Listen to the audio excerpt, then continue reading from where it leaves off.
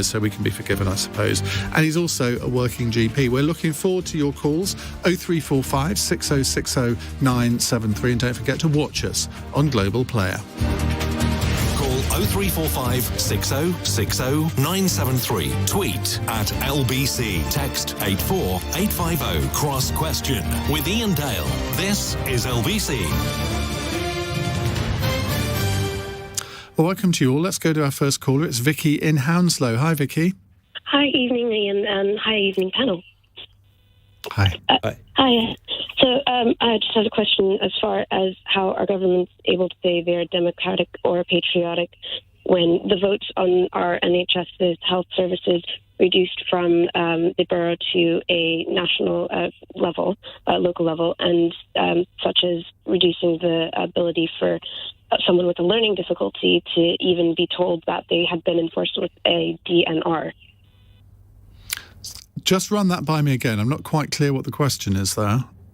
So when the government had reduced the ability for the boroughs to vote on the health services that were available to them, it was reduced from the boroughs down to like a regional level. They also enforced DNRs onto people who had severe learning difficulties without consulting them or their legal guardians. Just explain. I'm still not with you. When you say voting at borough level to regional level, I don't really understand what that means. So with the Health and Wellbeing Board, the Healthcare Board, they actually had for the NHS Health Services the ability to vote on what was needed based on the needs of their boroughs and the people who would attend surgeries, letting them know, like the GPs who were attending the meetings regarding their healthcare needs in their boroughs. They were able to vote on the things that were needed for the NHS, and that was over 120 odd votes, reduced down to 9 because it then went into a regional sectored vote. So that was how it used to be, that we would have votes by borough as opposed to regional, say like the north. But borough councils do not. Borough councils do not control the NHS in any shape or form. I'm still not clear about... Well, Onkar, let's come to you on this. Do you understand what Vicky's saying? Vicky could very well be saying that the Health and Wellbeing Board is a local authority board which scrutinise the work of the NHS in the area, okay? But of course, the delivery of NHS is through NHS itself, but it's been delegated to the CCGs and acting through the PCNs, which are the local networks. So things have changed, and the scrutiny of the NHS by the local authority has also been diminished, right, because of the fact that they have a little less say on it. But I think that's what maybe is happening. But you're right, of course, is that we need to make sure health services are responsive to the needs of local population, and the endeavour is that the PCNs should be now consulting the local populations to do that. That may be what Vicky's meaning. Because there used to be regional health boards, didn't they? But they went, I think, under Tony Blair. Yes, we've had a lot of reorganisation in NHS, and I've been a GP now for 35 years, and this reorganisation... You're looking well on it. Thank you. I know what medicines to take, but that's what's happening. So we're going through a cycle again, right? You're right. We had health boards, we had 3 borough health boards linking together. Then we had CCGs. Now we have PCNs, and now we're getting what's called integrated care organisations. So reformulating what we disbanded. So do you think... I mean, I think Vicky probably means that there needs to be more local democratic input into the running of the health service. But on the other hand, if you have a health service management at a local level, there's got to be a certain trust that they know what they're doing, hasn't there? There is, I think, in terms of health delivery, they don't make those sort of decisions, right? But what the treatment is, right? Because that's all done by the national bodies, right? And evidence based. But I think what is happening is what's required locally. Okay, yeah. When you reconfigure services, or when you close hospitals, or when you close. My own political career started in 2011 when they wanted to close 4 A&Es in West London. I remember that. And closing 1,000 beds, right? Yeah. That's that's what brought me into politics, right? That we need to have local accountability. And aren't you glad, right, that I won that campaign? I'm absolutely delighted. Because had the COVID happened, we lost 1,000 beds, and those 4 A&Es were closed, we would have been in a much worse place than we already. Don't get me started on cuts in hospital beds, but that's an entirely different subject. Claire, what do you reckon to this? Should there be more local democratic input into NHS management? I think it depends what local level you're talking about. Health decisions are taken at a county level. I sit on a district council, so we have no sort of oversight of it. I would quite like to have some oversight of it because my village has a politician wants more power. Obviously, who wouldn't? But my local GP surgery is struggling. And I would quite like to have some input. I have none, and I would quite like to put my points across to them. But you start to get messy if you say at a local level. Each village, each town, each city will have areas where people will want to say on the matter. And I think you can just go too far and it becomes too complicated. We need a structure. I'm not necessarily sure the CCG structure works, and we'll see what the next reiteration of that becomes. But local people are very invested. So I do believe that they should have an input, but not necessarily at the sort of minute level of each village, for example. Yasmeen. Oh, gosh. Well, as the American on the panel, I must say it is even just refreshing to kind of just hear about nationalised healthcare in a debate over at what level it should be offered. But yeah, I can't say I know too much about the sort of, especially to the extent that my fellow panelists do, about sort of how the NHS is run and where the decision levels are made. I mean, I think what I will say is just an aside is that when I first moved here in 2017, the most difficult thing that I did was create a bank account. The easiest thing I did was register with a GP surgery. And I've actually found that my own experience, even though I live in Hackney, and I think the GPs around there they have quite a lot of people, but I've always kind of had such a good experience. That isn't to downplay what Vicky is saying about their being receptive to what local people need, and especially to the point that she had made about kind of those with special needs and making sure there's an outlet for those voices to be heard, I think is very important. But yeah, just the first thing that came to mind was, I'd love to see this at home. Owen. Well, I mean, the clinical commissioning group model was introduced, obviously, in the top-down reorganisation by Andrew Lansley. It was at 2013, and the legislation was 3 times longer than the original piece of legislation that introduced the National Health Service, which just, I think, illustrates the level of complexity, the mess that I think people at the time argued that it would be. Because what it did is it fragmented what, of course, is the National Health Service, and it really undermined the N in the National Health Service. I'm not just going to lay the blame on the Tories. New Labour, their idea of reform, when we talk about healthcare reform, was often associated with not, which I think is a good thing, increasing the involvement of patients, of local communities in healthcare, but introducing market forces. Anyone who knows the basics about a market knows there's winners and there's losers, but also creeping private sector involvement.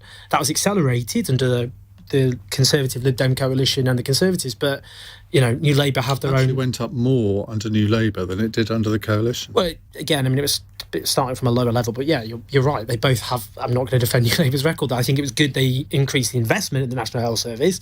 That should be defended, and actually that investment paid off under New Labour, but it undermined the model and accountability, because by definition, private companies are not accountable to local communities and local patients. They're accountable to shareholders and those who make money, and that's, in my view, a conflict with service users. Now, the NHS as a whole hasn't been privatised, but has been fragmented and undermined.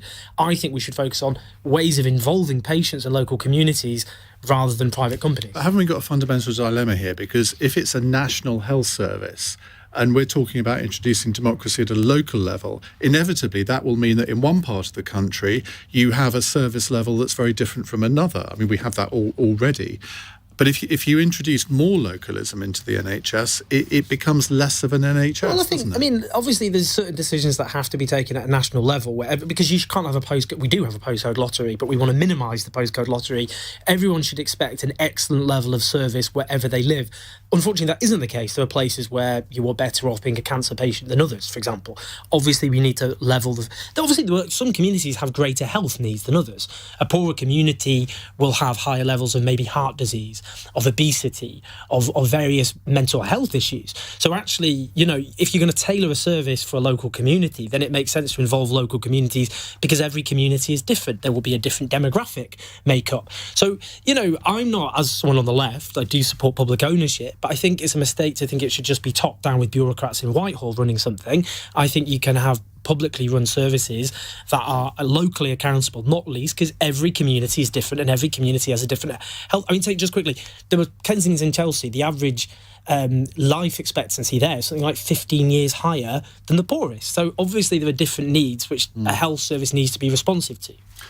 Let's go back to this issue of beds, which is a bit of a hobby horse of mine, because if you go back to 1980 and look at the number of hospital beds that there were in England in particular, I think it was something like nearly 200,000, and it's now down to under 100,000. This has happened under successive governments, and I don't believe that any health secretary decided, let's cut beds. It will have been people within the NHS structure that decided, well, actually, we want to move away from having people in hospital. We want to treat them at home or in the community or whatever. Now, during the pandemic, we found out that was not necessarily the best way. And when you compare us with other European countries, we have far fewer beds. Now, I suspect that if there had been more local accountability, that might have not gone through in the way that it did. So that would be an advantage of having much more local political accountability, Onkar. Well, look, certainly, I think people are very, very affectionate towards their health services and their hospitals particularly. And I certainly know that we, as you already have alluded to the fact that we have the lowest ratio of hospital beds to population, the lowest ratio of doctors to population, the lowest ratio of nurses to population in the OECD countries. And one of the things we did in London was to get an independent report prepared by the King's Fund, who have said we need 1,600 more beds. Health equivalent of the IFS, they must never be questioned. Well, this is evidence-based. Yeah. And that we need to have 1,600 more beds. So I think we need more beds. Okay? And I think the other core thing I want to talk about is which owners talk about, is that one of the things the Labour government did under Blair is that they broke the link between a number of population to doctors. Beforehand, there was a committee called the Medical Services Committee, which appointed a number of doctors to any given area linked to the population there. Now what happens, you're not registered with a doctor, you're registered with a practice. And that's what's allowed the private sector to move in, or the health service providers. That's what's allowed that happen. And now what we've got, right, is a disproportionate dissociation between the number of doctors in the system and the population. And I think that's a bad thing. We need to go back to a system where you link the population to the number of doctors in the system, and that was a bad thing we did. Vicky, thank you very much for that question. We'll move on in just a moment to something completely different. 0345 6060 973 if you'd like to put a question to our panel. We are expecting the verdict in the Amber Heard Johnny Depp case in the next half an hour, so we'll bring that to you when we get it, if that's something you're particularly interested in. It's 8:15. This is LBC.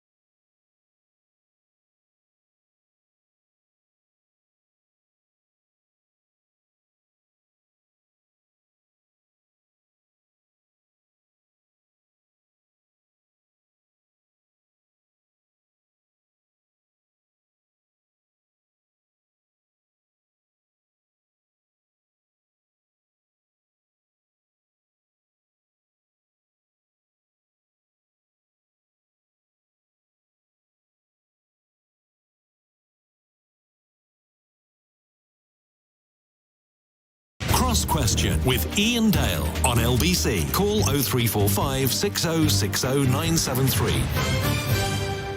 It's 90 minutes past 8 on LBC. You're listening to or watching Cross Question. Claire Pearsall is here, political commentator and Conservative councillor.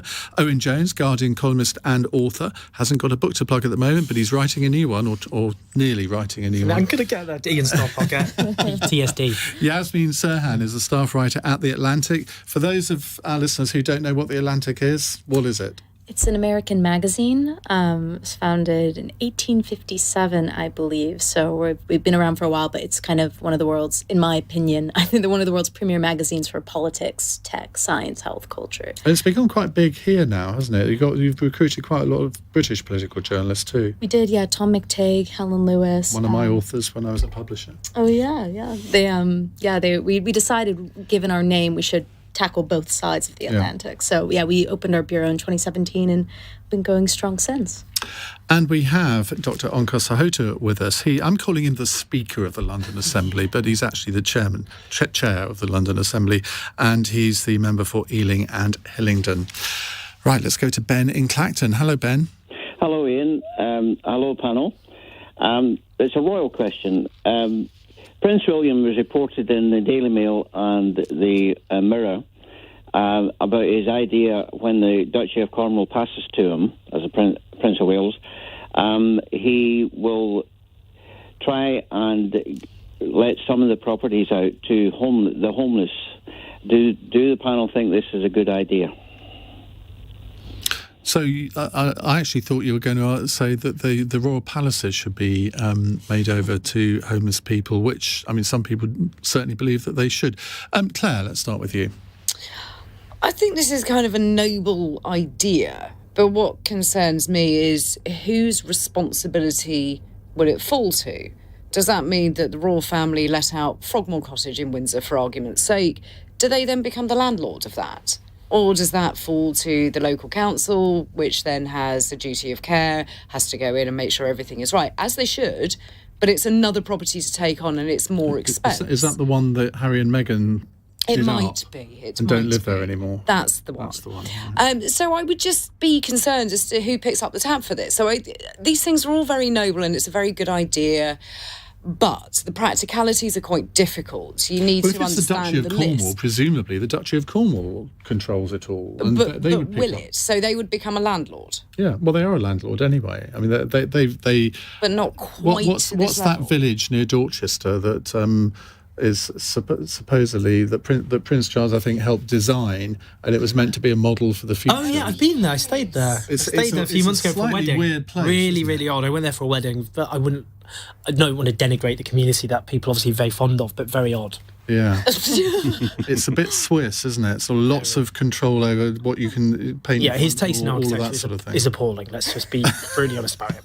It's terrible. I wish I could remember what it was called. Somebody. I stayed there. I went there in August. Somebody texted me and told me what it's called. It wasn't even that long ago. No, you can't remember. It was really recent. It was like it was a big wedding. Yasmeen, on the face of it, this seems like a bit of a no-brainer. If you're a very rich institution like the Duchy of Cornwall, why wouldn't you do something like this? Yeah, I mean, if he's offering, I think, I remember during the pandemic, I did some reporting about a piece looking at sort of the British government's pretty incredible effort to take sort of the unhoused population in Britain and put them in hotels for their own safety, so they could have, a place to eat and drink and sleep. And it was this incredible effort because overnight, seemingly, just in particularly London's homeless problem. This was, I think, seen around the country, just kind of temporarily disappeared. I remember speaking to kind of folks in the community who worked with these populations, who really helped them. And it strikes me that would be the sort of perfect person. In fact, I remember this one woman, Lorraine, telling me, if I could just get a hotel that I could run myself and help bring people in, make sure they have the resources they need, help, and then in the lobby there would be various charities there to help them, with information on how to open a bank account, how to get access to jobs, anything they need really, sort of the really rudimentary, having all of that in one place. Now, I think it's perhaps a better investment to invest in sort of hotel-like sort of accommodation like that. And I think to an extent some of these things exist, but of course they're in short supply. They're not always, it's not always easy to get access to them. Sometimes, depending on where people are, they don't necessarily want to have to leave where they currently are residing to go to these places, because then they feel ostracized even further. So, if they're willing to perhaps give up the property to some community leaders who know how to do this work the best, or at least have input from them, then of course, why not? Perhaps sell it and then buy a load of buildings that can provide that purpose. I don't know. Owen, the place that you can't remember because you got so drunk at the wedding is called Poundbury. It was Poundbury. No, I was going to protest, but I was pretty inebriated. So, the answer to the question. I'm uncomfortable with this. I don't like relying on the generosity of the rich to deal with social problems in society. The biographer of Clement Attlee once summed up the approach of the post-war Labour government as, if a rich man wants to help the poor, then he should pay his taxes gladly, not dole out money at a whim. And obviously this is not money, but it's something in kind. We've got a massive housing crisis in this country. Rough sleeping is the most extreme edge of it. It's gone up since 2010 quite steeply, but there are also huge numbers of families in bed and breakfast, for example. There are huge numbers of families in overcrowded homes.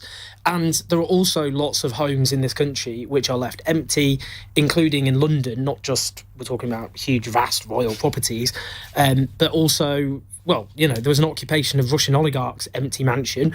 I would start by confiscating Russian oligarchs' mansions and giving them to homeless people. I suggested that a few months ago, and I still stand by that. I think that would be a good way of doing it. And I think actually councils do actually have the power to sequestrate, to confiscate properties that are left derelict and abandoned or empty for long periods of time. I think it's a social crime to own property which you leave empty when there are huge numbers of people in the midst of a housing crisis, including rough sleepers. So I would be more comfortable with saying, if homes, including those owned by very rich people, e.g. Russian oligarchs, but not just them, are left empty for long periods of time, then council should take them over and house homeless people in them. We have the breaking news that... What's happened? Cue drum roll. No, the 54 letters haven't been reached. Johnny Depp has won the libel trial against Amber Heard. We're going to speak to a reporter with the full details very shortly. I don't know if any of you are particular... Actually, I've got quite a bit of reaction from you on that. Do we want to quickly, before we come to your answer on our question on homeless people, then should we just, do you want to comment on that? Because I thought he would win, I must admit. Yeah, so did I. I haven't followed it very closely, but from what I have followed, I think he's going to win this. Yeah, I think he did. I think Amber Heard has not come off very well. And the ultimate winners here are the lawyers. Yeah. I really think that they could have done this without all of this court attention. But no, I did think he'd win, and I'm pleased for what it's worth. My opinion on this, for what it's worth. Onkar? I hadn't been followed in detail, so I don't think I'm knowledgeable enough to comment on that. But I'm glad that the jury has come to the decision, right, and ended the saga. Which I think we can all agree on that. Yasmeen? I inadvertently conducted a bit of a social experiment where I went out of my way to not engage with this trial in any way. And we were talking about this just before, but I was actually kind of surprised that I could not avoid this trial if I tried. And when I did engage with it, particularly like on TikTok, Instagram, things like that, it was constantly pushed at me. And it was a very pro-Depp narrative. Now, as someone who didn't follow it, with no disrespect to the people involved, I just, like, Amber Heard just came off really poorly and Depp came off really positively. So that I was a little suspicious as to why that was the case, but it's not surprising then as a result. All I say is obviously defer to the jury, and I was expecting this result myself. My only worry is, this was clearly a very toxic relationship, objectively. They were both two people who should not have been together. We can see how that, based on how it's ended. All I would say is, I hope the coverage of Amber Heard doesn't lead to women coming forward. In a country like Britain, for example, 1.4 million women face domestic violence a year at the hands of men, and often very sustained domestic violence, where the legacy of this trial isn't the disbelief of women who come forward, because the reality is there are huge numbers of women who are abused by their partners. 1 to 2 women are killed a week by their former or current partners, and we need more women to be able to come forward. This is obviously the verdict. The jury have seen the evidence. I haven't, and I understand. I thought the evidence was pointing in that direction. But let's not end in a situation where women aren't believed in, because most don't come forward because they feel they won't be believed. My final word on this would be to say that I think the judge should have struck it out right from the start, because clearly there were two people who were in a toxic relationship, and he should have just said, sort it out between yourselves.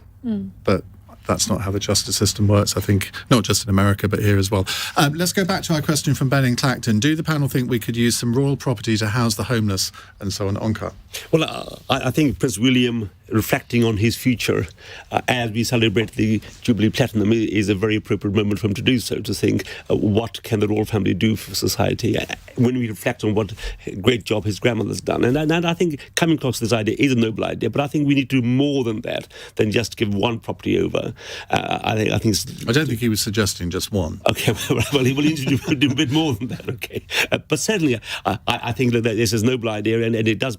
We have a problem with the homeless, and certainly we resolved it during the COVID pandemic, when we were able to take all people off. One other thing is that which we have is that tuberculosis, TB rates in London or anywhere in the country are a measure of social deprivation, and if we get people who are homeless, who are TB, set up a hostel for them, that we can give them a treatment for those 9 months or 12 months. That'd be start, I think, a royal palace for people suffering from tuberculosis, and let's get them treated well on the streets. Frogmore Cottage, I'm sure Harry and Meghan would approve. We'll come to more of your calls in just a moment. 0345 6060 973. Ben, thank you for your call.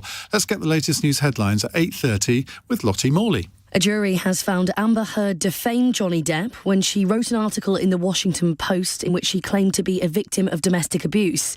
The actor has been awarded $15 million in damages. A jury has charged the white 18-year-old accused of shooting 10 black people at a supermarket in Buffalo with domestic terrorism and 10 counts of first-degree murder. Peyton Gendron, who has been in custody since the shooting on May the 14th, is due in court on Thursday. And Boris Johnson says he was very surprised when he received a fine for breaking lockdown rules in Downing Street. The Prime Minister says refusing to resign is the responsible approach due to the war in Ukraine and cost of living crisis. LBC weather, a dry and clear night for all and a low of 5 degrees. This is LBC.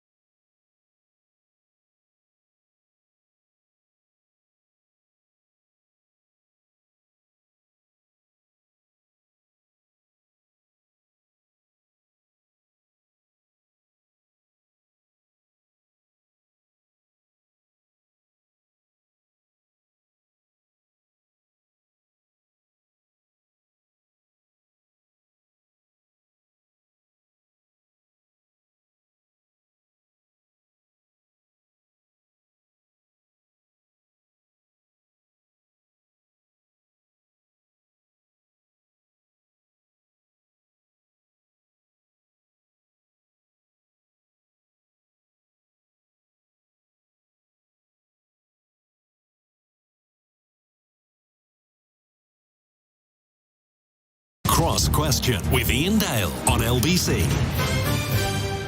It's 8:33 on LBC. Claire Pearsall, Owen Jones, Yasmeen Serhan and Dr. Onkar Sahota with us answering your calls. Let's go to Anthony in Staines. Hello, Anthony. Oh, yes, good evening, Ian and panel. Hi. Talking about verdicts, if Boris Johnson does face the 1922 committee and maybe he wins it, should he call an immediate general election? What, if he wins the vote of confidence, should he then call it... What? Why would he do that? Well, to clear the air, to reassert his power. Well, he would have won the vote, so why does he need to reassert anything? Well, yes, because then like Theresa May, she won, but she continued to face that backbiting, which brought her down. You know, that's the mistake I feel that she made. OK, well, it's a thought. Owen Jones. Yeah, fine. I mean, I think that'd be great. Yeah, sure. I think he should definitely do that. I think that would not be a good idea for him because, for one thing, not just Partygate, where him and his aides systematically broke the law while people couldn't hold the hands of their dying relatives and watch their relatives buried on Zoom. Not just that, not the people. He, in charge of communicating the rules and setting the laws, which he apparently didn't understand. I saw one of his apologists on your show saying, oh, well, and people didn't read the rules. How could they? He's the Prime Minister of the country. Pull yourself together. Lord Moylan, you're Indeed. talking about. Yes. Ridiculous. Ridiculous. It didn't get a great reaction, that bit, on social media, did it? No. Really? It's amazing. How odd. People apparently the incompetence of the Prime Minister is now his defence. It's not just that. It's not just that. There's the fact we're living through a cost of living crisis in which people already before this suffered the longest squeeze in wages since Emperor Napoleon died. The fact that obviously huge numbers of people have been driven into hardship and insecurity.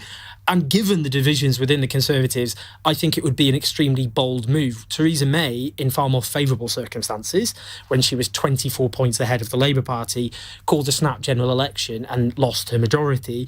I think calling a snap general election, given the crisis that's engulfed the Prime Minister, given in large parts of the country is less popular than cholera, and given the squeeze in people's living standards, I would say absolutely bring it on. Whatever my problems with Labour and Keir Starmer, I would obviously infinitely prefer a Labour government, however awfully flawed I think it would be, than the current lot. So yeah, fine, let's have a general election, and then I think the Tories would currently lose it. If in the constituency that you live in there was a Conservative, Lib Dem, Labour and a Socialist candidate, who would you support? Look, I'm a Labour guy. I mean, it's you know, my relatives would turn in their grave probably if I didn't support the Labour Party. I think, you know, Keir Starmer, to say the least, isn't my preferred. You know, I kind of burnt your boats with him, haven't you? Well, I mean, I'm an independent commentator. I'm not here to have boats with the Labour leader or to share boats with the Labour leadership. I always say what I think. And my view is Keir Starmer obviously won the Labour leadership on a series of promises he then betrayed. But nonetheless, the difference between... My issue is the difference between a Labour government and a Conservative government has been made too small. But so many people live in that gap. You know, people who depend on universal credit, people who depend on having the housing crisis dealt with, people who need an NHS that can cope. I don't think Labour will go far enough to deal with those crises, but they'll do something. OK. Yasmeen. Yeah, I mean, just thinking back to the last time there was potentially a no-confidence vote with Theresa May, and she survived that, right? But she wasn't particularly strong after. That said, I think I kind of agree with Owen in that I don't think... I think if the Prime Minister thinks that he's facing a tough crowd with the MPs in his own party, I think... given the situation he's facing currently, not just with Partygate, but with the cost of living, with the energy crisis, everything going on at the moment, I don't necessarily know that he's going to find much of a better reception among the general public.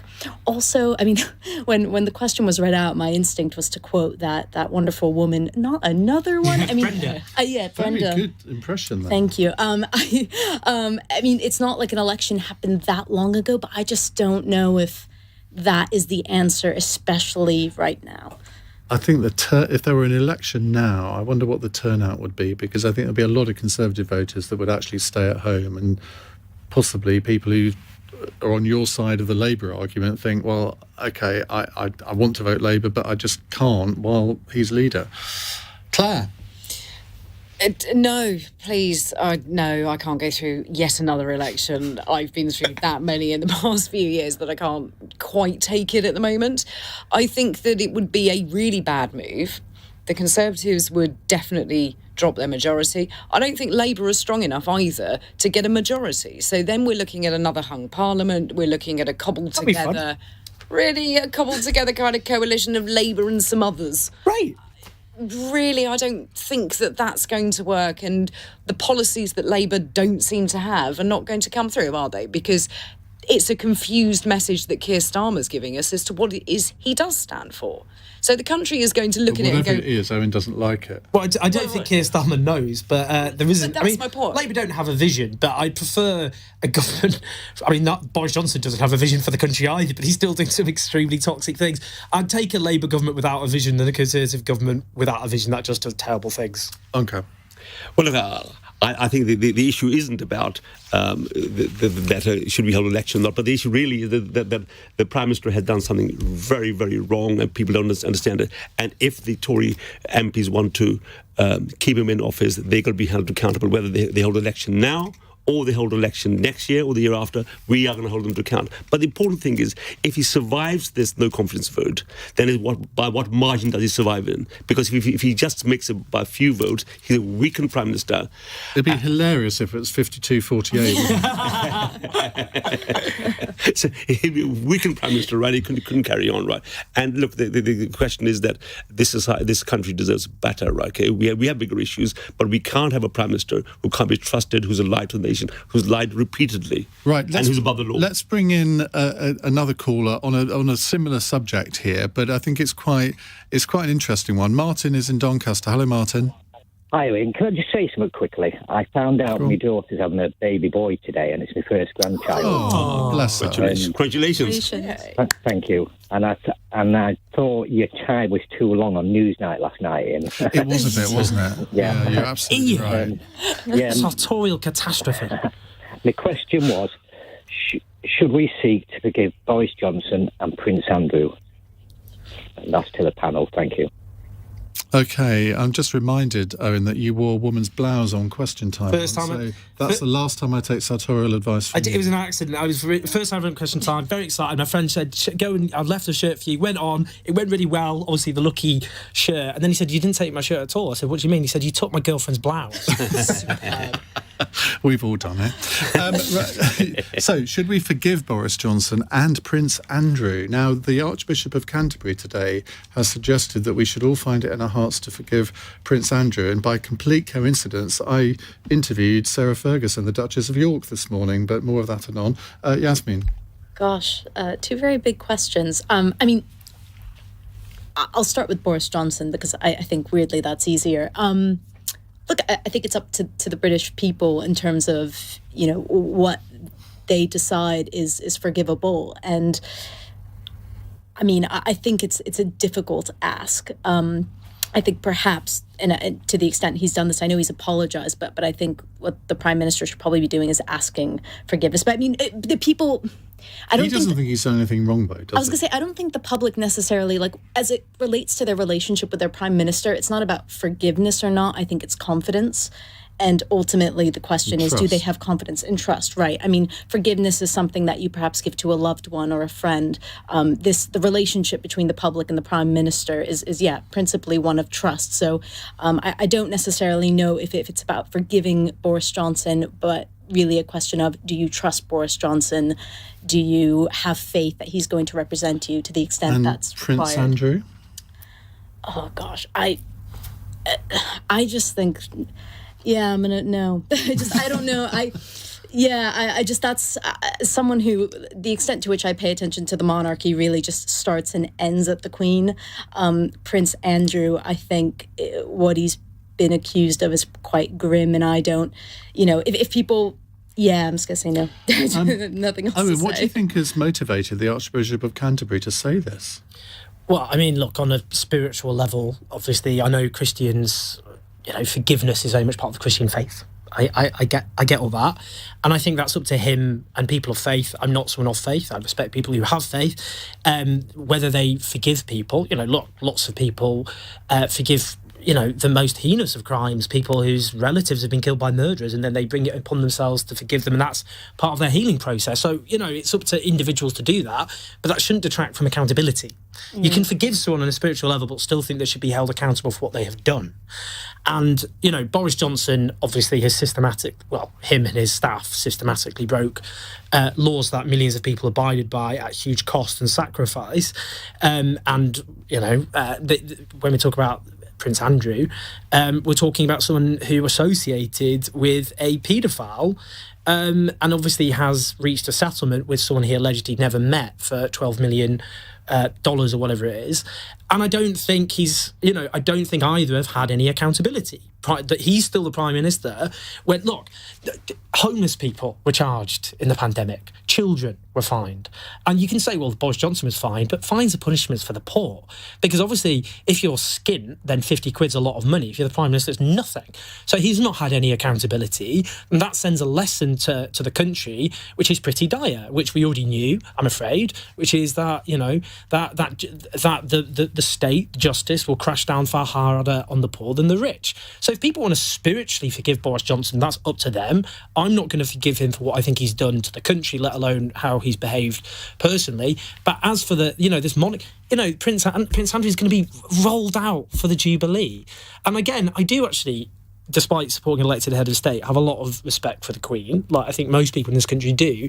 But what is she thinking? Allowing this guy to come out and sully her celebrations that I'm not going to be out there with him. On the balcony, is Well, I mean, he's going to have some part, isn't he? And he should just be driven, he should accept no role of any description in public life. He's still going to be a very rich guy. He's going to live a life of privilege. There's no human right to have a public role in the way he's still has, even though he's been stripped back.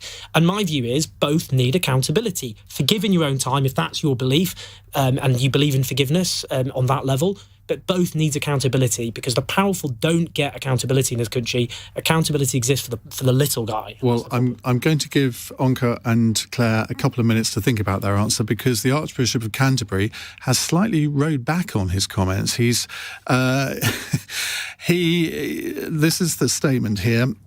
The Archbishop of Canterbury has clarified comments he made about Prince Andrew seeking to make amends after he settled his sex abuse case out of court.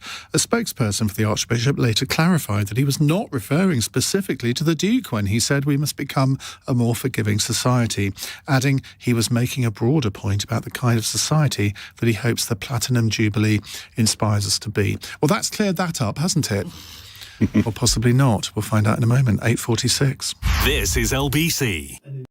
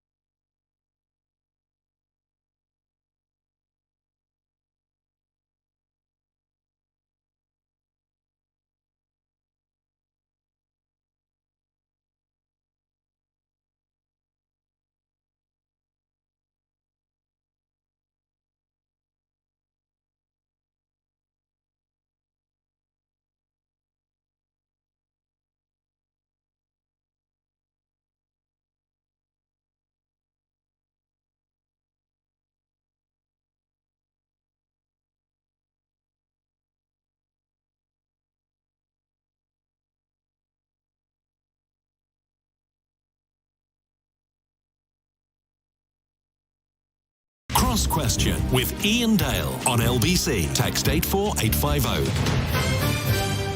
It's 8:49. Claire Pearsall, Owen Jones, Yasmeen, Serhan and Onkar Sahota with us answering your calls. Now, we were in the middle of answering this question about forgiveness. Should we forgive Boris Johnson and Prince Andrew? Claire? No and no. And I think it actually relates back to something that Owen said. Neither of them appear to be particularly sorry for what they've done. There have been no consequences laid Prince at Andrew either. says he hasn't done anything. So does Boris Johnson. Well, they've both used the same excuse that they've actually done nothing wrong. And I think we can see that both of them actually have. And there aren't any consequences. And it is about integrity. Neither of them appear to have any integrity. It always seems to be someone else's problem. It seems to be someone else's fault. So Boris Johnson has gone into the House of Commons to say that he's really very sorry.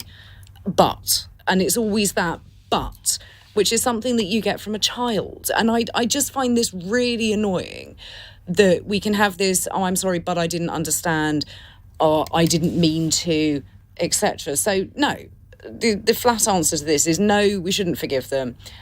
And I would stick with that. Onkar. I think I agree with the consensus opinion on the panel here. Look, forgiveness does require recognition on the person who's done the wrong, that I've done something wrong and I want to be forgiven. And both of these haven't come to that thing. And the other thing about forgiveness, of course, is that the person who's done the offence should recognise, but also that forgiveness is a healing process for one's own individual. One wants to forgive someone. And that's good for you to forgive someone, but only when there's been a recognition on the offender. Because that's the thing. Wrong. If you're going to apologise, whether you're a politician or whoever, you kind of got to mean it. Otherwise, it means nothing. And people can spot a fraudulent apology. When David Cameron apologised for Bloody Sunday, yes. I mean, that, I think we can hopefully all agree, was actually quite heartfelt. And Republicans in Northern Ireland really appreciated that because they could see that that he did mean it. And otherwise, what's the point of doing it? And we also saw that in South Africa when they set up the commission under Archbishop Tutu, right? There was an actual recognition that we did something wrong. But it was truth and reconciliation. Exactly. Yeah. Right, Martin, I think that was a really good question. We want more like that. Thank you very much. Let's go to Tony in Enniskillen in Northern Ireland. Tony, very good evening. What's your question, please? Good evening to yourself and the panel. There was an article today, I think it was today, from Tobias Ellwood asking to reverse certain aspects of Brexit, notably the single market. Could I ask yourself, Iain, and the panel, if we did reverse Brexit, what Brexit bonus would you miss? Luckily, I'm the host, so I don't have to answer that one. You're right. Tobias Ellwood has said that Britain should rejoin the single market, which, if he wants to stand for Tory leader, I think it's a pretty basic mistake to make. But there we go. Onkar, let's start with you. Well, I think I stood the fact that I wasn't for Brexit in the beginning. I voted to remain inside the European Union, and I think the thing that I would miss is that I actually would welcome us joining it back again. But that's not party policy, and we accept that's been done. But if the choice was there, I'd be keen to join again because I really find travelling in Europe difficult now and having to go for visas. You don't have to have visas. To stay there, to work there. More than 90 days. To work there, absolutely. I meant to work there. I can go there for holidays. Is there any positive aspect of Brexit that you can identify that you might miss? That's really what Tony wants to know. Yeah, the answer is no. Okay, Claire? I would miss all of the discussions that we all have about Brexit because largely that has taken up my entire life since 2016. You voted for Brexit? I did vote for Brexit. I campaigned for Brexit. I'm very happy with the result and would vote the same way again. I think that Tobias Ellwood is misjudging that comment by saying go back into the single market. It's not going to happen. And we need to leave this subject alone because I think it has caused more division in this country than anything else. So let's just step away from the conversation. Brexit has happened. It is going to please nobody. If you're a Brexiteer of a certain persuasion, it is Brexit in name only that we've got currently. If you're a Remainer, you didn't want it anyway. So it's pleasing no one. But you can't identify a Brexit bonus that you would miss? I mean, it's very difficult because the pandemic has taken 2 years away. We haven't seen the possibilities that we could have had with Brexit yet. I think that the trade deals we've got coming along are going to be particularly good. Well, if Liz Truss is to be believed. And that I think we need to wait for. I think a lot of it's been hidden under the pandemic. We haven't seen the real benefits of it at the moment. But what benefit do you think would have emerged had the pandemic not existed? Well, it would have been all of the trade deals. That would have been easier. I suspect that the borders may have been dealt with differently if the pandemic hadn't come along, I would hope. I think that they're handling that particular side of it very, very badly. But I also just like the sovereignty of my nation and not being told by Brussels that I can have a weak Hoover. But the question is, if we didn't have the pandemic, do you think we would have resolved the Northern Ireland issue? No, I don't, because I don't think anybody, when Brexit was first thought of, nobody understood well enough what would happen to Northern Ireland. Whoops! And we thought it was oven ready. What do you mean, at least I admit it. At least I can sit here and say, do you know what? I didn't consider that. I know. I'm just saying whoops, because it's a pretty dire And I think a lot more people need to admit that they didn't quite understand, and we do need to find a way around it. Owen? Well, I was a Eurosceptic for Remain, which annoys people, but lots of people voted Remain on balance. I was one of them. And I think Brexit, particularly the form it's been enacted, has not been good for the country. I think will be economically poor as a consequence. In terms of the critique that I would have of the European Union, which I expressed, I coined the word Lexit, which is the idea of having a left-wing exit from the European Union. That's my only contribution to the English language. That's humiliating for everyone involved. I think state aid, that it's easier for national governments outside of the European Union to be able to use the state to intervene and support certain industries strategically in a way that would fall foul of competition arrangements within the European Union. There's question marks over how you bring certain public services into full public ownership. For example, Royal Mail, because of the enforced competition rules within the European Union. So I suppose that, but, I think there were ways around that potentially. The argument always was that within the European Union, as difficult as that was, obviously lots of European governments do have publicly run services, it just makes it more complicated. But yeah, on balance, I think the form of Brexit we've had from Northern Ireland to the, it was supposed to free us of red tape, but actually it's bound businesses up in all sorts of, red tape, the queues at the ports. I think it's been pretty disastrous, to be honest with you, for the country, and the pandemic's papered over how disastrous it's been. But if I was going to really be pushed, I'd say state aid. Yasmeen, you might be grateful that I'm going to ask you to be brief on this. Oh, sorry, I babbled anyway. Oh, no, it's fine. Well, I was going to say, this is rather selfish, but the one thing I would miss is that prior to Brexit, when my British partner and I would travel to Europe, we'd have to go through different queues, and he'd go through much faster having the European Union passport. So I'd be waiting on the side. Petty. Now he has to wait with me. So I would miss that. I love pettiness. Right. Tony, thank you very much for that. Let's have our final text question from Margaret in Kensington, who says, it is, according to Keir Starmer, our patriotic duty to celebrate Her Majesty's Platinum Jubilee. So how will the panel be doing so? Bonus points if they make the lemon trifle. Claire, are you having a street party in Sevenoaks? Not having a street party in Sevenoaks. I'm actually coming up to London with my best friend Kate tomorrow and our boys to come and stand along the Mall and wave flags and just generally look at how beautiful the Jubilee is. You obviously hope to see the Queen, because she's apparently going to appear twice on the balcony. She is, and we're going to try and make sure. We're coming up here at a ridiculously early hour to make sure that we have a good standing space. Yasmeen? Oh, gosh. Yeah, I'm just going to be thinking about the Queen. No, I to be honest, I was just going to try to enjoy leisurely weather in London and sort of take in all the Jubilee. It would be my first time seeing all that. So I also, I kind of related, I have to study for the Life in the UK test should I want to get permanent residency here at some point. So I may try to learn a bit more about this country's fine history, and invariably that will involve a lot of the Queen. I think all you need to do on that is say, I was outside Buckingham Palace watching the Queen on the balcony. What more do you want? If you're hearing this, Preeti Patel, it really is that simple. We should react to that. Owen? It's our patriotic duty to live and defend a free and democratic country where we choose to do what we want, to wish each other well in all the things that we decide freely to do with our time. I wish the Queen well. I wish the people wishing it on well. What are you going to be doing? Having a picnic to celebrate my friend's birthday in a park. Right. I'll have a lovely time, and everyone else will have a lovely time with their bunting and all the rest of it. Treat yourself, have fun, enjoy the weather. It's picking up a bit. But it's obviously not a patriotic duty to do anything, and it's a ludicrous thing to suggest it is. Onkar. Well, I look forward to joining some of the celebrations in my constituency, lighting of a beacon in Greenford. I'll be then attending street parties and also being at the Royal Pageant on the 5th of June. So you're sort of in official role, I suppose.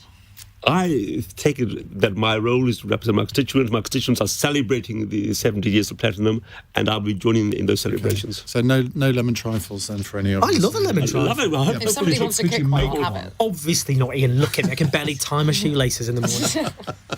Right, thank you very much indeed to all four of you, Owen Jones, Yasmeen, Serhan, Claire Pearsall and Onkar Sahota. In the next hour, I want to hear what you think about the sentence that's been passed down, not to Johnny Depp, although we will have more on that. Sorry, Amber Heard. It's not a sentence, is it? Because they've got to sort of exchange money in some way. But Kurt Zouma, the West Ham footballer, has been sentenced to 180 days community service for kicking his cat. Now, I don't know what the maximum sentence could have been, but I'd have liked to have fined him £1 million, and that could have been given to cat charities or something. I think it's a very lenient sentence. It doesn't send out the right signal.